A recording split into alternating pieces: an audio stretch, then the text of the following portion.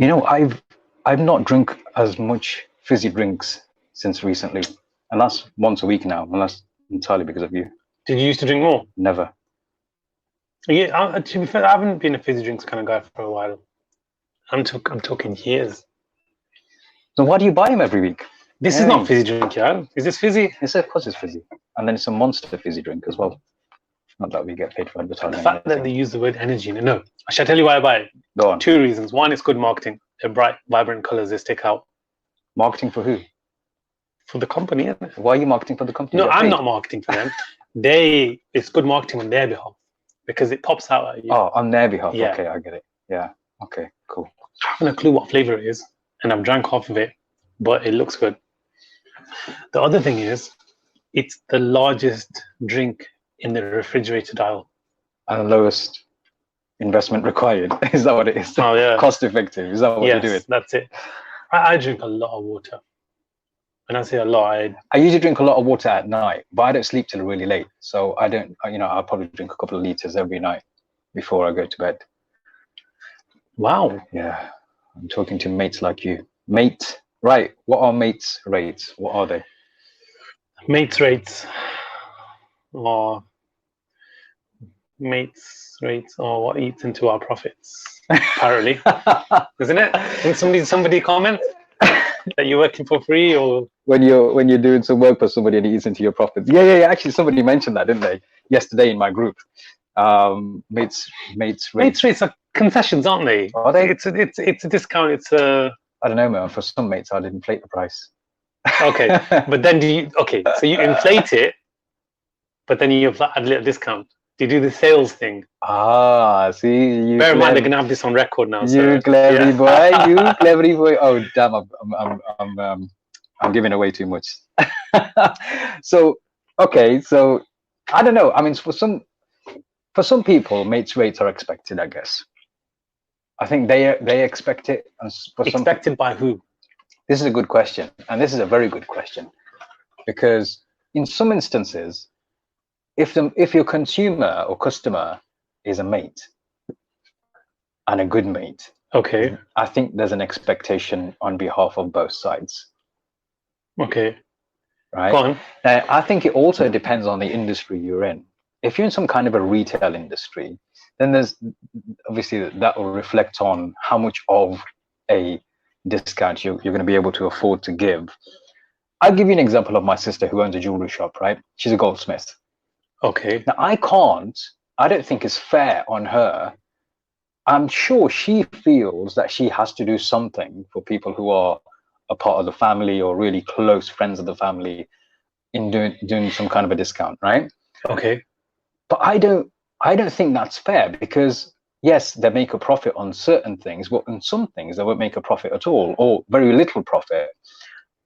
You might not think it, and I'll give you an example. I can't walk into her store in London and pick up a gold biscuit rather than a malted milk or a custard cream and expect not to pay for it, right? Yeah. Because those things, the price of them are determined based on the rate on the day, or even in the hour in some instances. It's like currency, isn't it? Yeah, it is. But if I were to buy maybe some jewelry, as a gift for someone, then that will include a lot more than just the rate of the gold. Yeah, it will include the labor costs or the transportation costs, procurement costs, taxation, all that kind of stuff, on top of the value of the gold itself. The labor of actually making the design and all that kind of thing. So they're obviously, the discount they're able to give is going to be different. Service industries are very much different. In the service industry, on the outset, people may think to themselves, he's not actually forking out any money to give me this. It's only his effort. But it's that only his effort which kills us sometimes, because that's parts of my life, time of my life, which I'm never going to get back. You can't get back, and you can't just multiply it. You can't just pick up more from the warehouse, isn't it? Yeah, exactly. And time is probably more valuable than actual retail products in if you take that kind of an analogy. Yeah, this is very true. Yeah. So whether it's industry based or whether it's product based, it doesn't make any difference. the fact is, certain people expect some kind of a discount or a concession, and certain people will avoid getting into that conversation in the first place. Let me give you another example. I have lots of clients in the food industry. I never buy from them unless it's done anonymously, or I'm able to prepay an order, like your shop, right? Desserts. You know how much of a weakness I have for sweetness. I think everybody knows. So I remember ordering from you a couple of times. Yeah. And the delivery driver didn't even accept the money because I was paying cash, right? Not because I was paying cash, but because you instructed them not to take money off me. Okay, yeah. And then you started to pay online. I started to order online after that. Clever guy, okay. And this is a double whammy because you're a mate and you're also a client. You see, it's a double-edged sword there. Somewhat conflict. Yeah, kind of. I think that complicates things a little bit. Let's simplify it. Go on. It's not a client. It's a friend's shop. Okay. Do you look at what trade your friend is in and then base your decision on whether you kind of haggle the price or not on that? With my mates, yeah, I don't even haggle. And the reason I don't even haggle is because I have faith that they will do what they can do in the first place. And if they can't do it, they won't give me a discount, then that's fine as well. Okay, so there's no need to haggle because it's like an unwritten rule. It's an unwritten rule, unsaid thing. Okay. That if I'm going to, let's just say your place, and your staff knows me because I've trained them, they know we're mates as well. We do this as well together. So I won't even ask for a discount. Even if they're not authorized to do it, and I won't even suggest, do I get mates rates? I would feel embarrassed to even ask. Okay. Do you know what I mean? I would feel embarrassed to even ask for a discount.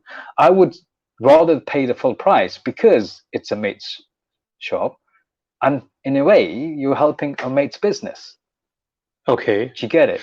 Yeah. So, okay. So is it just a straightforward rule for you that you just don't ask for discounts? Whether they're given, not given, is at the discretion of the other person? Or is it an unwritten rule where you think the person providing the service or selling the product should, without prompt, do that anyway? Well, yeah, I mean, it depends again what you're buying, isn't it? If there's a local store to me, if there's a store which is local to me, and my friend owns a store as well, which is selling the same thing, but that's a lot further out, then loyalty is only going to lie in going to my friend's store if I'm passing by it, or if I'm going to make that effort towards those ends anyway. But if I need to get something quite quickly in the local store, I'm not going to say, oh no, I've got to support my friend and I'm going to go all the way there just for that discount. Okay. Because I mean, the problem we have is there's somebody posted something the other day on I saw it on Facebook, and they said that I started a new product, or I'm offering a new product for web design, and I offered it for X amount a week or per month. Somebody saw that and they said, well, if you're charging that much, I might as well just go to someone else or I used to get that a lot. I used to work in the automotive industry, MOT, servicing, repairs, wheel alignment. And the number of times I heard from, not mates, but I think this is probably more common in the South Asian culture, is that, yaar, tu bhi Pakistani hai, main bhi Pakistani hai, tu see, haggling is India, Pakistan, So, okay, let me give you an example. Wheel alignment. It's 20 quid. Market rate, 20 quid. Everybody charges 20 quid, yeah? Now, Sardarji would come to me and he'd have whatever else work done. And he'll say, Lale, wheel alignment. I was like, yeah, no problem. £20. £20? If I wanted to pay £20, I would have gone to John down the road. Yeah. Bhaiji, Lala, innit? Come on, man. Pra, veer. Yeah. And I found that didn't really wash the other way around. It doesn't they don't think to themselves, hang on, because this is a lala, because this is a brother in inverted commas, I'd rather come to him to help him put money in his pocket. Yeah, I find that as well. I find that it doesn't work so much the other way around. People, this that YIIFM factor again. What's in it for me? It was very late realization for me, because I'm the kind of guy who, if it's not costing me as much, if there's a margin in, heck, even if it is costing me, I look at it as it's minimal cost, I'm like, just take it, just have it. Couple of instances where I overlooked the discount or whatever, and the responses I got were quite strange. I'd still charge a good competitive rate, but they were expecting more. They're expecting more. Okay. And it's generally why do you think friends and family expect more than you can give? I don't know. That's a little bit unfair. I don't think they all do. I have many friends, many family members who insist on paying their way.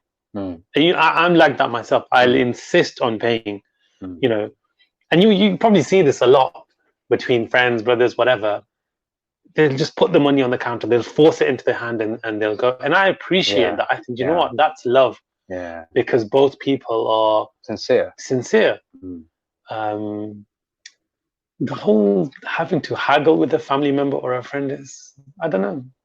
For some people it doesn't affect them. I personally don't get it. I've seen people fight for pennies, right? Okay. Look, sometimes you get this concept, especially among some of the Muslims, haggling is sunnah. It's an imitation. It's a good thing, which it is, right? Yeah, but the thing is, you've got to also look at the context in which you're haggling. You don't do what I did when I was 6 years old, come back from Pakistan, went into Safeways at the time and tried to offer them half the price of what the cabbage was actually put on for. Right? I remember coming back from Pakistan, right? I was 6 years old, because I was used to haggling over there. I went into Safeways with my mom and my sister-in-law, and my mom was like, ask him how much this is. What's Safeways? Oh, you know what Asda is? Asda in Burton? So that used to be called Safeways. Oh, like a supermarket? Yeah, exactly the same. Asda took over and then they turned it to Asda. So it used to be called Safeway. And I remember going there, and even there was a Sainsbury's near town, and I used to go there, and because I was so used to it, my mental kind of way of doing shopping, in some countries it's the done thing. No matter where you go, you still haggle, right? But here, most things are fixed price. Labeled. Unless it's like some kind of a market or an actual market or something. So I remember doing that, and that's what you don't do here. Where would you even start? By going into Asda and saying, I know. Look, bro, I was 6 years old now. Don't judge me. I was 6 years old. Was there some poor kind of student filling shelves up, and you're like, sort me out, yeah.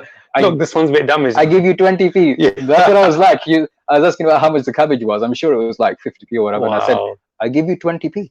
Take it or leave it. Have you noticed that even back on India, Pakistan, Bangladesh, wherever, you can haggle with the street vendor. He's got like a kiosk or a redi, we call it, like a cart. But you can't haggle in the air-conditioned plazas, the shopping centers.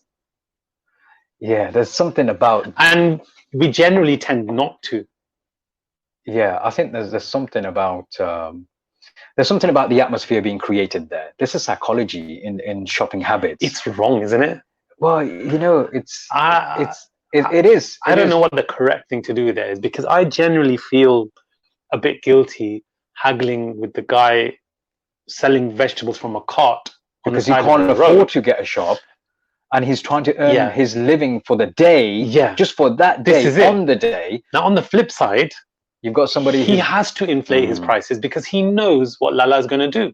He's going to make him an offer. He's going to say, I can get it for this much and that much. So what do you do? Look, those situations, they play on your conscience. And I think to some extent there's a status thing, isn't there? Look, even in Western countries, you can go to a very well branded establishment like Harrods and something, or generally what's considered mid to upper class Waitrose, and you're going to go there happily, spend a good whack, whereas You might go to a marketplace and try and haggle someone down. Yeah. Is it just a culture thing that's expected and you just do it, or where does that thought process come from? I think sometimes you're just expected to behave with certain etiquettes when you are in certain establishments in comparison to when you're in the slums or in kind of low-end markets. In not so many words, but without consciously thinking about it, are we expecting friends and family to kind of work for free when it comes to us? What do you mean work for free? Like when you need help in the business? No, not when you need help, but if I'm buying a sofa, yeah, and I kind of have a gist of how much this guy picks up sofas for, yeah, is it right for me to offer him that? I have a friend, to answer that question, I have a friend who sells cars, and he had somebody local go to him asking for a particular car, taking it for a test drive and everything. What he did was, my mate, he took out the receipts of how much he paid for the car from the auctions. Okay. He says, "Like, this is my cost price. It cost me this much to transport the car into the yard. This is how much I spent on it to fix it and get it right and get the MOT done. This is the cost price." Yet still he was trying to haggle him down. Wow. And when he gave the money, what he did was he still dropped another 50 quid. Gave it less, yeah. Yeah. And he goes, "Boss, this is it." And that really pissed me off. Anyway, it took him around a week or two. He was driving around and something like that. And he came back because my mate said, "Look, I'll get you some new mats or something at the time if you take the car." And he came back asking for the mats, even had the audacity for like 2 weeks later asking for the mats. Anyway, to answer that question, I'm sure you get the gist of things. Even when you do that for people, when you give them the cost price, sometimes they don't believe you. Yeah. And even then, they're not best pleased. Yeah. There's no appreciation shown, is there? No. Okay. It is a slippery slope, isn't it? For both sides. For both sides. For those who expect it and for those... See, now I understand why some people just choose not to deal with friends and family. Or people of their own culture sometimes. It extends to that also. They just make difficult clients or customers. You see what I mean? And that's what they say about business. Don't go into business with family. But it's the reality of things. I think that it's got a lot to do with cultural expectations and general expectations. Here's my take on actually how to manage situations like that, especially when it comes to if you're the business owner and you see customers walking through the door who are friends, or you started off a new business. Let's take that as an example, because these kind of interventions need to be placed right from the beginning. My take on it is, whenever we deal with something like this, whenever we get into business, as a risk management consultant, I'm always thinking of certain types of risks, right? One of the risks are being haggled down by friends and family. It's a reasonable risk, especially in your business when you sell desserts. My take on it is, to manage something like that, you set out the expectations from the beginning. You take preemptive measures. Yeah. So, as an example, you got a group of mates in a WhatsApp group, for example. They know you're starting the business, and lads, as you know, I'm starting this business. Inshallah, it all goes. I'm sure you'll all support me. It's a presumptive language, right? It's the presumptive language. I'm sure you'll all support me. That puts down a certain expectation that you're expecting them to come and buy from you, first of all. Yeah. Second thing is, you say, and because we're mates, I've got this special discount code for you guys only. Okay. Now, what have you done there? You have set an expectation that if you're first of all, you're expecting them to come and buy from you. Secondly, when you do come and buy, you're going to get a certain discount for purchasing from there as an exclusive discount in comparison to the general public. Yeah. Okay. That also clarifies that the discount is going to be capped at that much. It's going to be there. Does it though?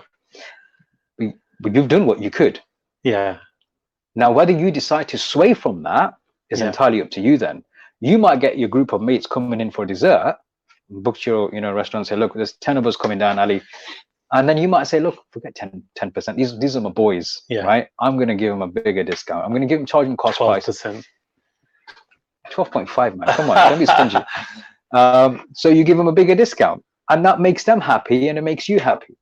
But the reality is, you've taken preemptive measures. Preempting that negative in the first place is the first step to put in something mitigating risks, and implementing a turnover of that, turning that negative around into a positive.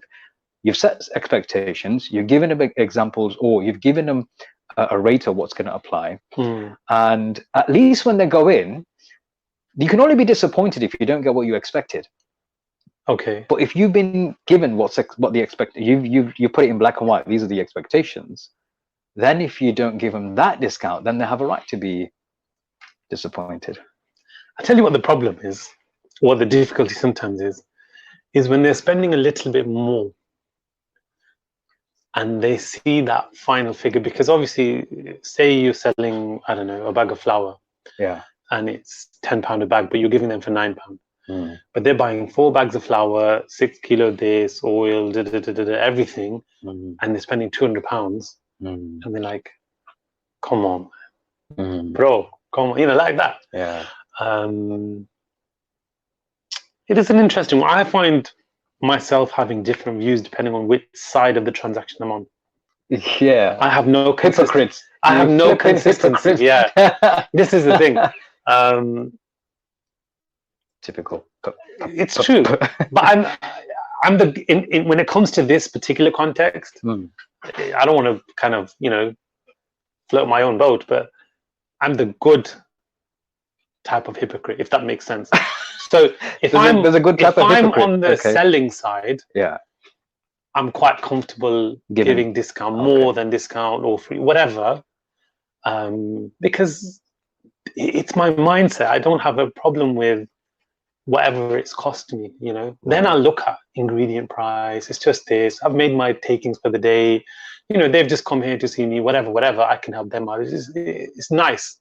It's just it's a feel good when somebody that comes into your business. It's a sign of respect, isn't it? Even though they just really like your milkshakes, there's no other reason. But it's my milkshake brings all the boys to the damn straight it does, man. Sometimes twice a day, but yeah. But then when I'm on the flip side, I feel really guilty taking a discount or not paying. So, do you find it difficult to ask for a discount? I won't ask for a discount. Yeah, same here, man. I can't do it.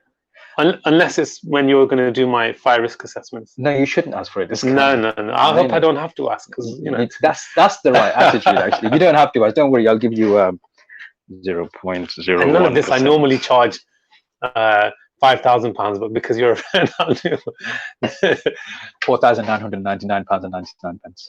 Wow, bargain. Big discount for you. But do you see what I mean, though? Like, do you think most people are like that? Some people are the opposite way around. Yeah. So when I go into their shop, obviously because I don't ask, they'll charge me full price anyway, and it's just there's nothing said. I know, they know, but nothing is said. I think, there's a difference in when you're running a retail business or a service-based business.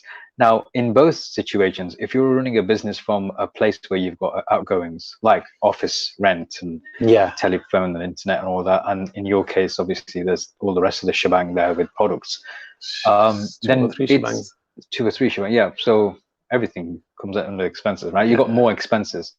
And if you've got those outgoings, people don't actually see what those outgoings are. In fact, they don't always know what the cost price is, but they have this thing in their mind that they know, or they'll have an idea and they'll stick with it. And the problem is not actually saying no to people, but the issue arises when you fear, in today's day and age, getting bad reviews on the internet, because it's like your friend's situation. Look, I've paid this much for the car. Yeah, here's the receipt. It's cost me this much to get it here, and I've fitted these parts into it. Yeah. Now, anybody wise enough to drive a car or maybe have some kind of experience in life or anything will know the yard is rent. There's wages. fitting the parts, there's labor, whether it's your people on your payroll or you've paid someone. These are all costs. Not to forget your time, which is the most valuable thing that you spent in sourcing this vehicle. Because you've got a little forecourt, you can only have so many cars on there. Yeah. And if you're going to give one of them for cost price or two of them for cost price, it doesn't mean you can inflate the others by that much. And hopefully your friend wouldn't ask you to do, wouldn't expect that from you. Yes. You see what I mean? Well, it makes you question whether they're really your friends or not. Ooh. No, it's true, isn't it? That posh English. No, he didn't. I did. No, it's true. It does make you question whether they look. If you've gone to the extent of showing your cost price to someone, no, that and your expenses, I agree, and said, "Look, mate, this is how much it's cost me. You're a friend. Just pay me my costs and take the car." Right. And then you still haggle down. That's Then I'm afraid he's not your friend. That's not your friend. That isn't your friend. Definitely not your friend. And then wants to come back for more freebies. Yeah. Come on, man. And even then, in 6 months down the line, if his tire goes flat or something else goes wrong with and blames you for it, he'll be like, "Yeah, he sold me a dodgy car, man. I paid him this much." Exactly. It will never be mentioned that it was sold at cost price or below cost price. It will be, he sold it me for £2,000 and there's something wrong with it. Yeah, exactly. Yeah, you can't win in those situations. Well, you can. You just give them the right price, the price that you should have been giving them, quoting them. But sometimes you don't get to understand it. Do you think it can work if everybody's on the same kind of page? Look, I'm okay with mates rates. I think it's a sign of love, respect, understanding, friendship, all of these things within reason. But if everybody did it, it makes for such a nicer community. Yes, it would if everyone's on the everyone on the same page. Yeah. I think the people that slate mates rates, I don't even know if they're going off their own personal experiences or they just I don't know, a bit of Scrooge DNA in them. I think so. There are some people who would never discount, or they will try and justify their price in so many different ways. They would rather take the higher end than kind of just even maneuver a little bit on the price. Don't be offended. If your friend comes to you or somebody that comes to you and says, "Can you sort a little something out," whatever. Don't be offended that they're asking for, a concession or something. Well, mate, equally, if your friend is coming to you and you're charging more than what your competitor would charge your own friend for the same thing, don't be offended if they leave you and go to your competitor. This is also true. And it does work that way, doesn't it? It has to work that way. It has to be fair, doesn't it? You can't complain to say, "Look, I thought you were my mate. Why didn't you come to me?" And then you've gone off to my competitors. Well, flipping heck, if I'm your mate, your competitor is more of a mate than you are because they're charging me less, they give me more time of the day. The other danger is when you've got somebody who's providing you with a service as a mate, that you're so comfortable that's easy to say no to certain things or delay certain things. If let's just say if your accountant is a friend, right? You call them, they can treat you more lightly, your questions more lightly than another accountant who is just an accountant to you. Right? Okay. I'll give you another example. When I train in sales, I always say this, that a lot of people talk about building a rapport with their prospects to get them on their sides to sell to them. Okay. Right? Build a relationship with your prospects. I'm a bit different. When I say, no, don't do that, people usually look at me with surprise and say, "Hey, you're trying to sell something to someone and you're not building a rapport. How does that work? This is a traditional thing to do." I said, exactly, because it's a traditional thing to do, you just don't do it. My selling methods are counterintuitive. So I say, build a connection, just a connection, but not so much of a rapport that you're sitting there having lots of cups of tea talking about EastEnders and, sports.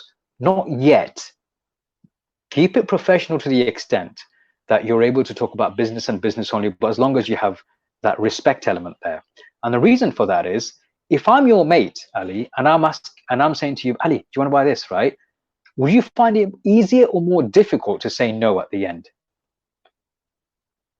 If you've asked me, if I'm selling a service, I say, Ali, what do you think? This is I think this is something that could be handy for you. Now, because we're mates, because we're good friends, right? Which we are.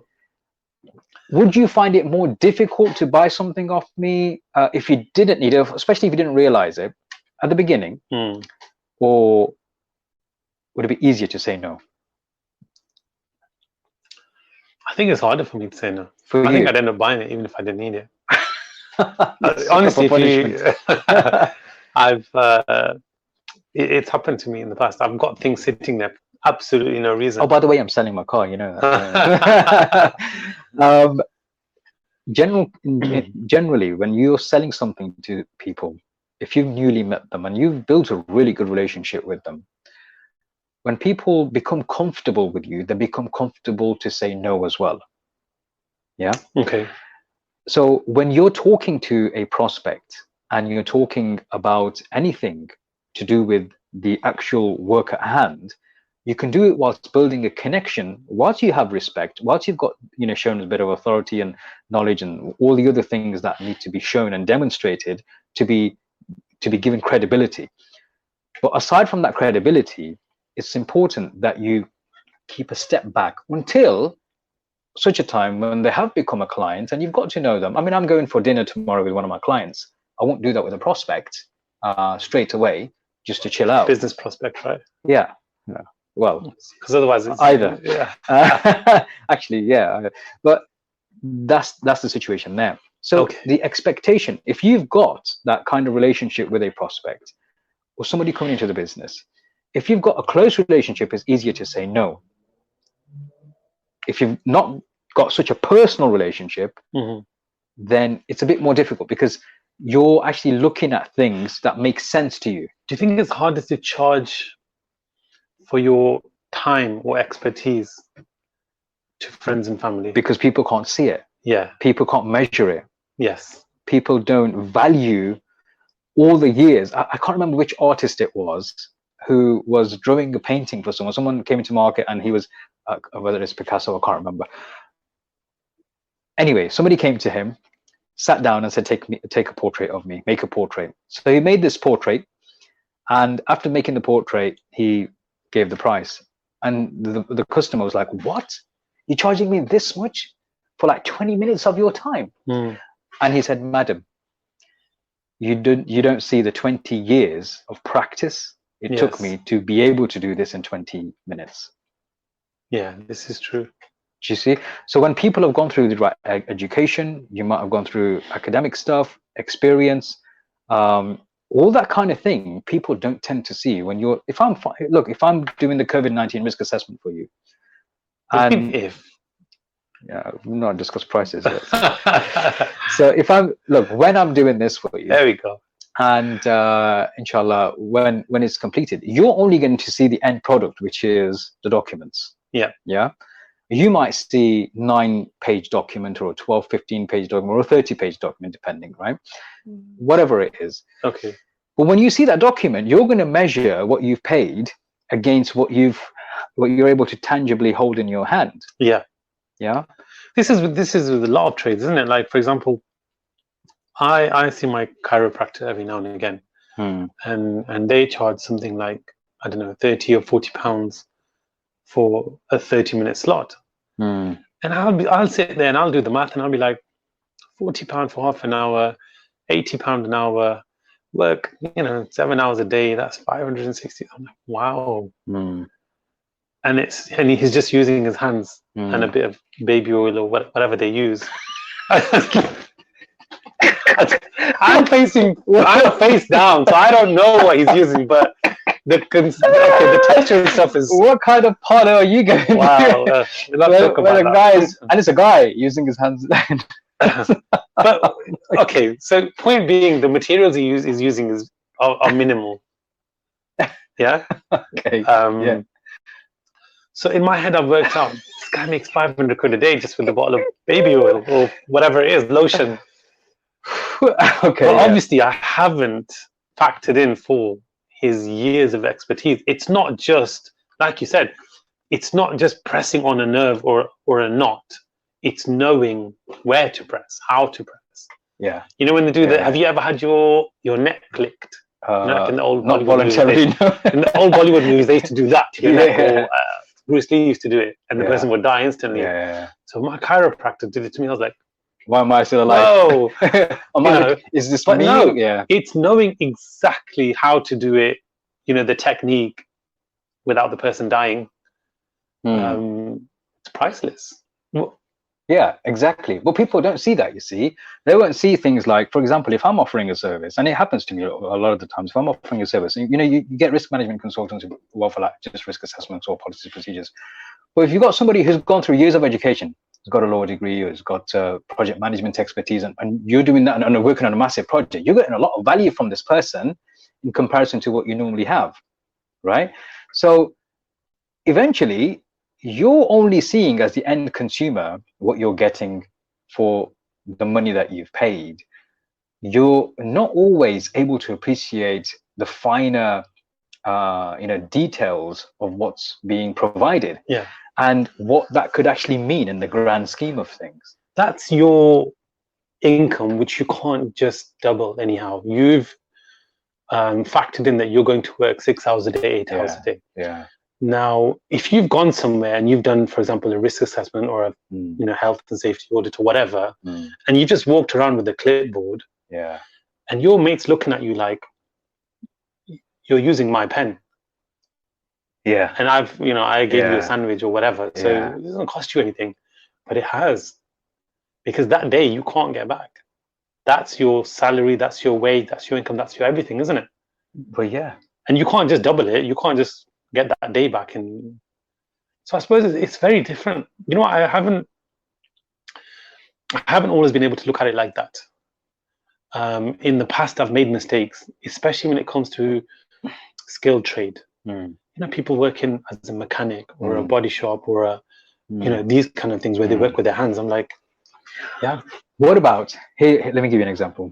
You go to a barber who's got college, qualifications in hairdressing and stuff, and you go to a desi barber who's not had any education at all, never mind in his own trade, and they're both barbers, right? And they both provide the same service. Is the desi one's name Barber? Because it could be Barber himself. Yeah, it could be Barber. Sick. And it could be Bob.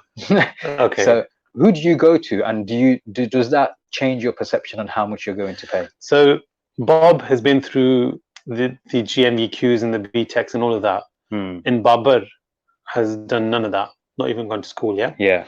Is one worth more than the other to me? Me personally, not really. Do you think others do? I think so.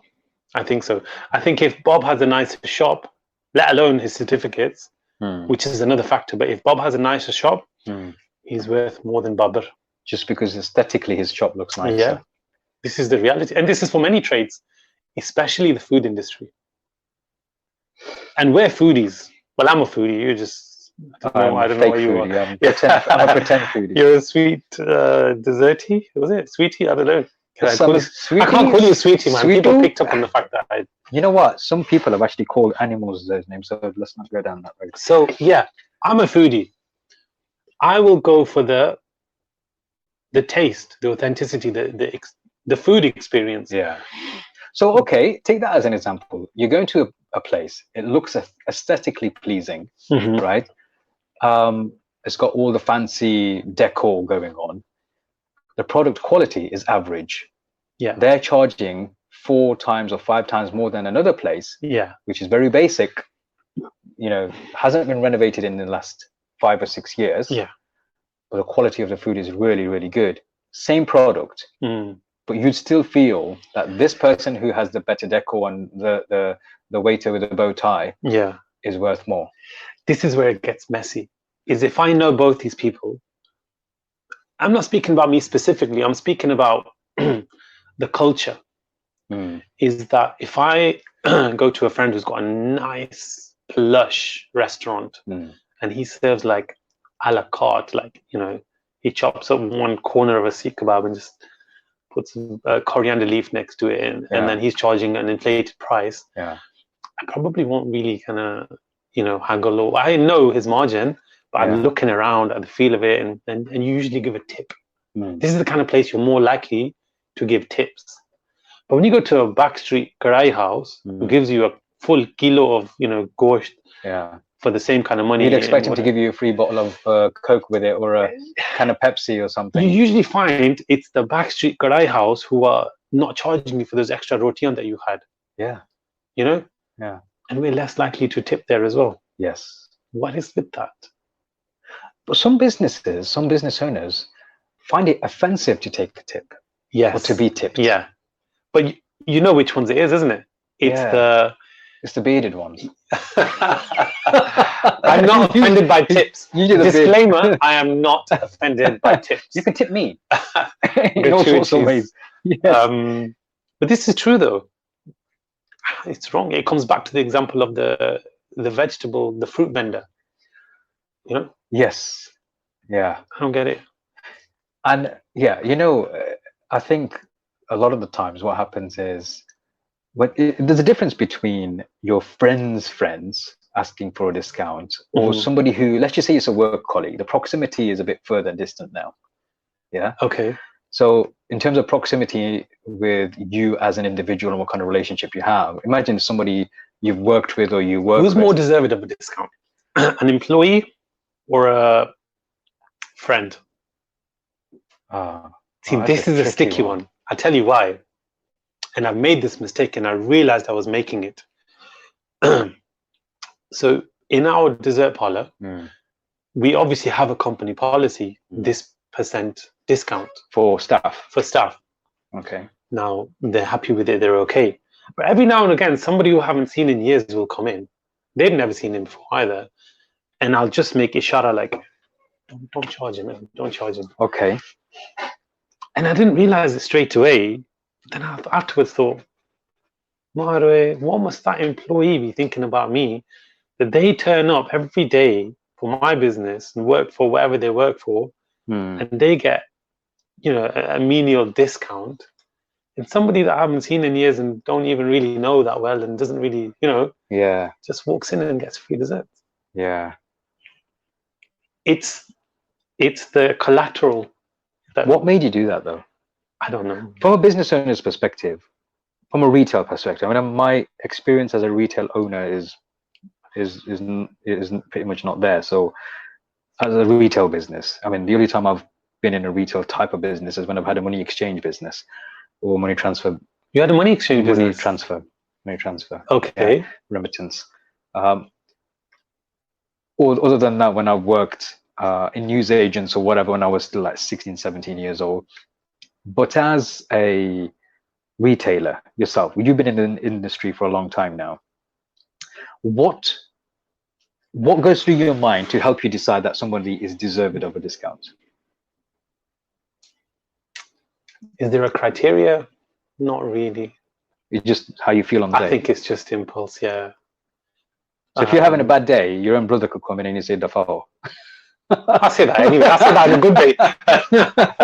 That's a good day. You don't hear what I say on a bad day. Okay. But no, I think there should be some kind of consistency. I'd probably do it wrong. I can admit that. Interesting. Okay, so you've given your staff a discount. So whenever they choose to buy something, they can. What about their friends and their family? Even if they buy for all their friends and their family? Yeah, discount still applies.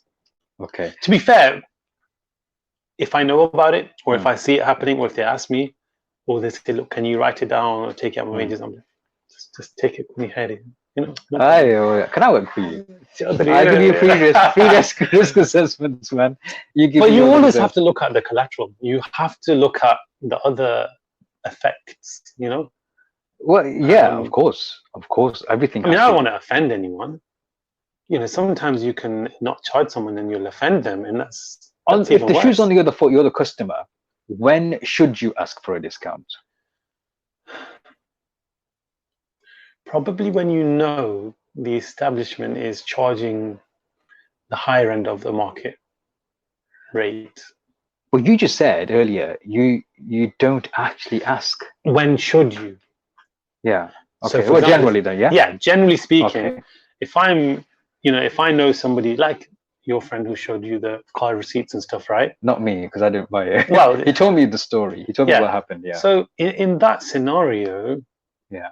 it's preposterous to even, surely you're now in a position, in a moral dilemma where you have to chuck an extra 50, 100 quid. You just have to, Yeah. Yeah. I think it's different. It's different strokes for different folks, isn't it? Oh, I guess And so. horses for courses and all the other cliches that come with it. All the other cliches as well. Okay. What about the concept of just charging everybody the regular price? No discounts, concessions for at all. anybody. What are your thoughts on that? I don't think I'm thick-skinned enough to do it. I don't have an issue with someone who does it because they have their reasons and they just find it easier. So yeah, it is fair play. Okay. Wait, what am I? Wait, no, wait. What were we talking about here? Okay. Wow. In my consulting, it's just a fixed price. I don't. Okay. There's no. Okay. What about how would that affect you and your buying habits from the same outlet in the future? If somebody decides that they're just going to be fixed price, would it be a case of if they're fixed price, there's no discount here, I know where I stand with these people. It's going to be simply a case of me just checking what their price is. Yeah. In comparison to everybody else. So you do your research beforehand. Yeah. Okay. Well, that would probably make more sense, wouldn't it? To be fair, I've been in that situation where I haven't asked for a discount, but I know what I should be paying. Yeah. Or what I generally pay. Yeah. So if I see that I've ended up paying more by being loyal to my friend, yeah, I will say thank you very much, and I will say appreciate it. You're not my friend anymore. I'm not coming back. I'm not your friend. If nothing is said, yeah, there's no hard feelings, but I understand. I'm good now. Yeah, I'm good. Yeah. I'm all right. Yeah. I'm all right. Thanks. I'm just doing some window shopping. No, I'll still buy the product. So you've left on good terms. Okay. And they're none the wiser. But I just, I won't be back, and you won't know that I won't be back. I think that's the. Or they might know that you won't be back in the future when they see you having purchased something that they sell from somebody else, a different outlet. Yeah. Isn't it? I actually had this experience today. Really? Of all days, yeah. I called up. Funnily enough, it was the barbershop, and it's one that I've kind of been to a few times, but not since the lockdown. So I called up and I said, "Guys, are you queuing? Are you busy?" And they said, "No, we're free. We've got no one." I said, "Okay, cool. I'll be down in about half an hour." Went, took my son, whatever. When it came to paying, it was quite high. Now, I kind of questioned it, like in a joking manner. I thought maybe it's Corona prices or whatever. Yeah. It's only afterwards when he said, "Look, it's usually £9, but with the appointment, it's 14." I didn't understand it. So when he said it again, he goes, "Because you booked in, we charge an extra £5 per person." And I thought, wow. So so I paid an extra £10 for no reason. Or did he tell you that there's an extra cost for booking? No. So that's unfair Contract Terms Act, right? Wow. Okay.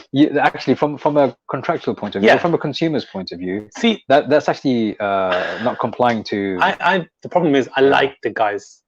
They're good people. I just won't go back. I probably won't leave a review. Probably won't say anything. But the fact is, they know and I know. It is what it is. But they didn't. The point is, they didn't tell you from the beginning that by booking there is a £5 extra. To be fair, when I rang, there was no name taken, no number, no time, nothing. So you can't even say that you'd reserved 2 appointments for. I didn't even tell you I was bringing 2 people. So that was just it's so blatant. I just felt a bit. That's cheeky.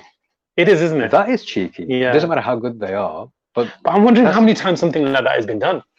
If something is £8 and you go to your mate's shop and he says, "Look, we normally sell these for 12, but you can have it for a tenner," which I'm sure happens in our culture. Definitely happens. Let's be honest. Yeah. Asian culture.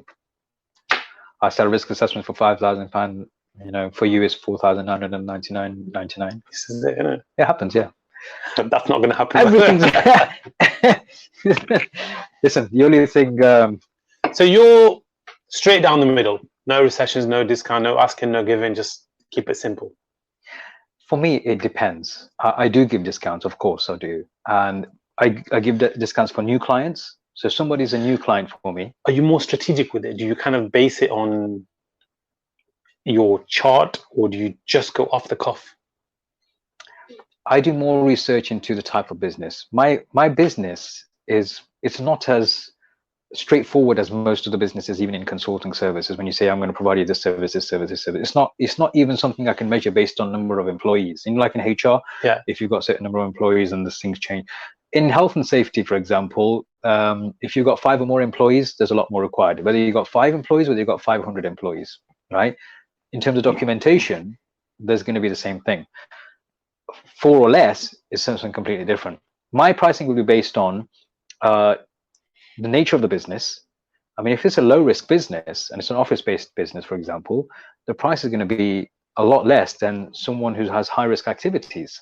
You know, that's logical, because I'm going to have to get involved in a lot more hazard identification and mitigating risks and all that kind of stuff, right? Which is a very valid reason. Yeah. Which is, you know, logical, yeah. Which makes sense. Yeah.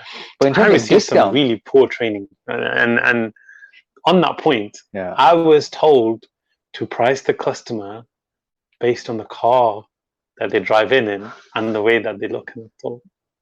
Wow.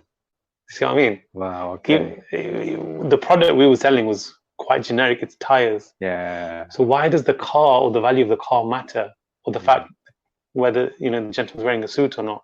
Okay. So your method, there's method in it. Yeah, there's a method behind the madness. Well, there's no madness. Yeah, there's no madness. Yeah, well, there is a method behind it. It's strategic. It is strategic. If, for example, I have a client, I'm going to have some clients who have franchises, right? So some of my clients are franchise businesses. They have several stores or franchises around the country. Yeah.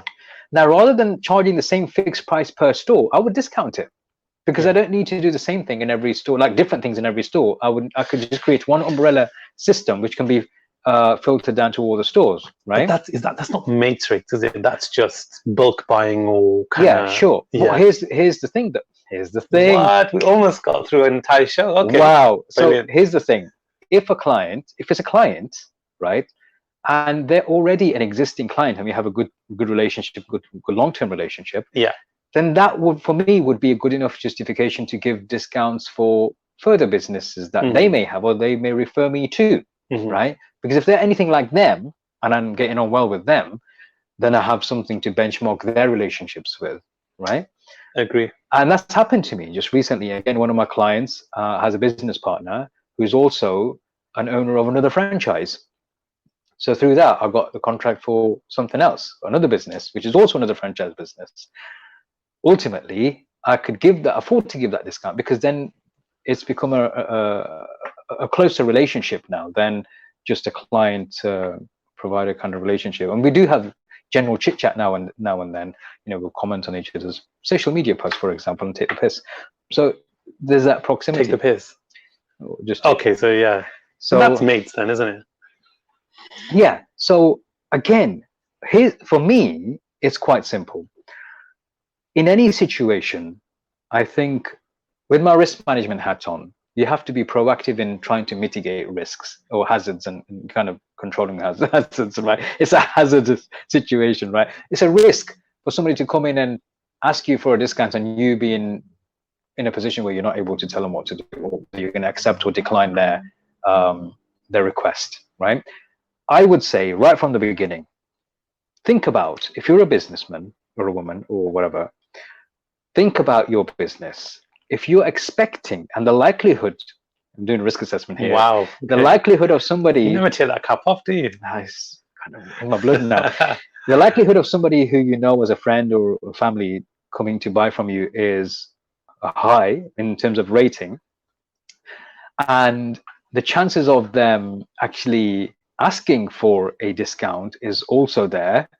Then you need to assess what you're going to do about it and how to mitigate that, either to mitigate it or reduce the risk or replace it with something. I'm going to the hierarchy of controls now. Anyway, I would say give them what to expect right from the beginning. Like I said at the beginning, if you're with mates and say, look, lads, thank you. I really, appreciate your support. I'm starting this business.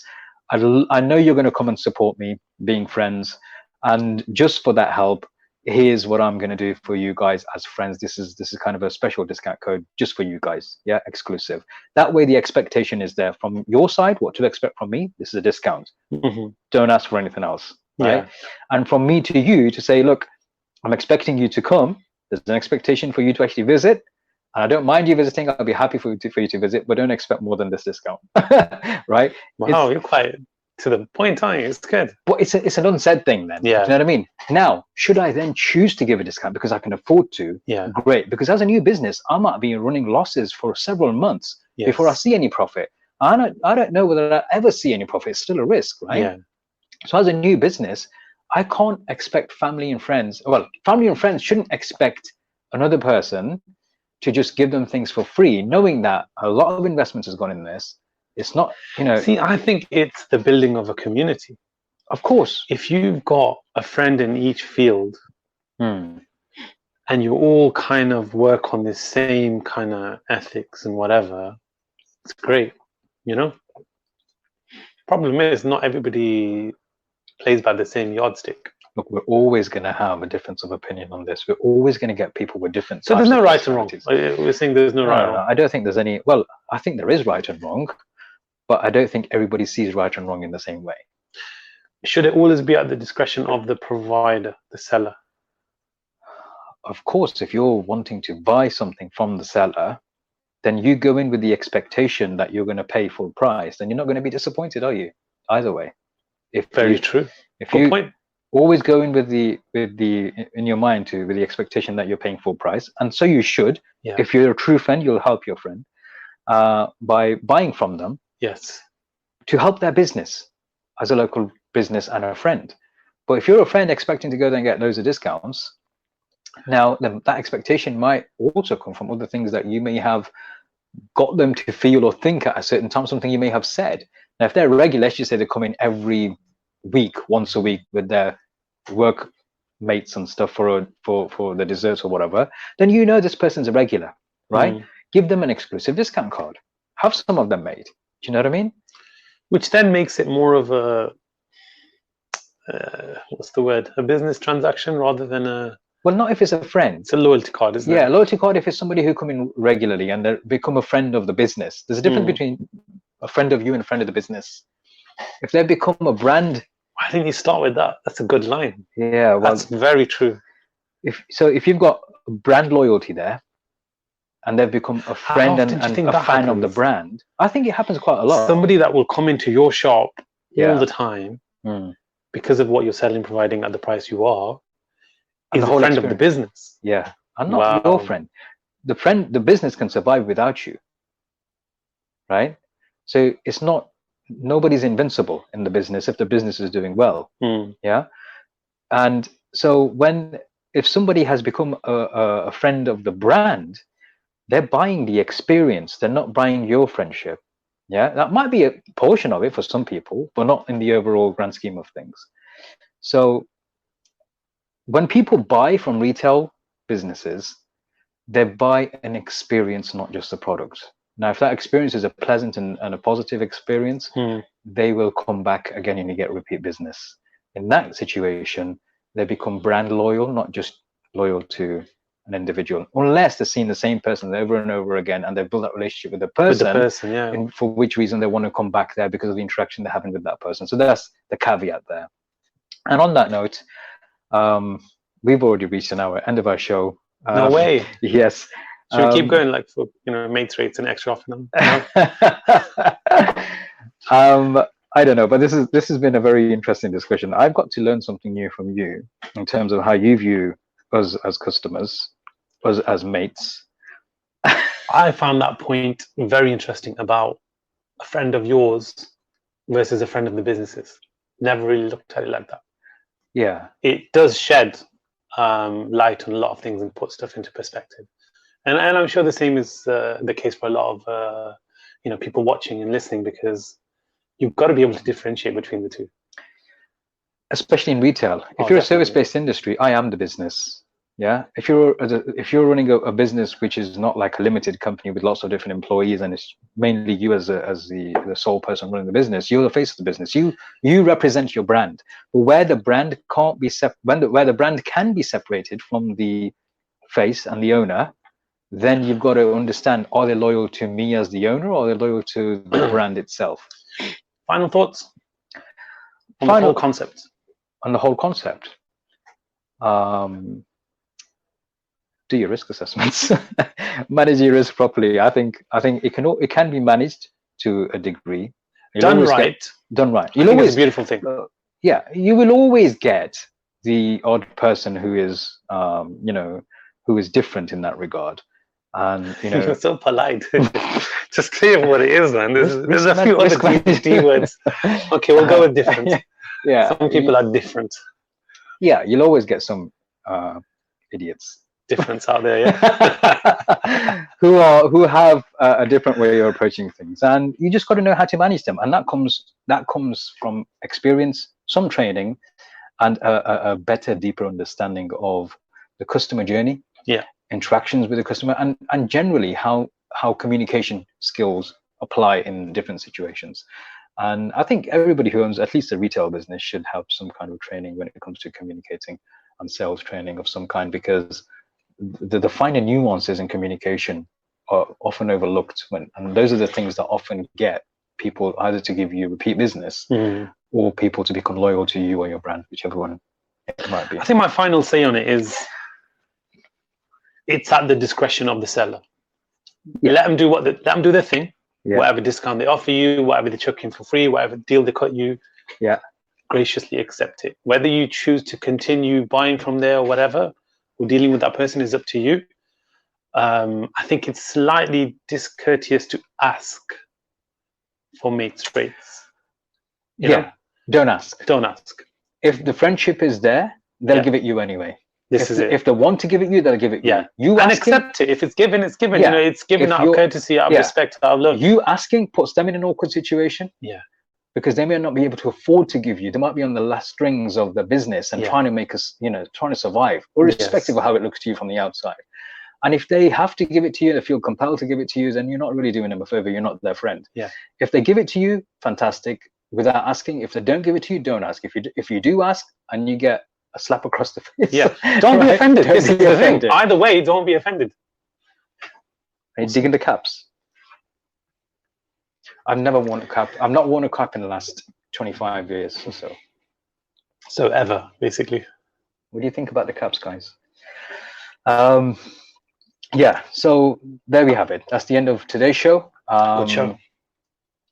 On that note, there is one other thing that comes to mind just before we leave. It's the element of those people. It's the whole relationship between your friends and your family, or people around you, and how they're even supportive or not supportive when you're running a business. People putting others down. Actually, next week's show. Okay. Next week's show is going to be all about,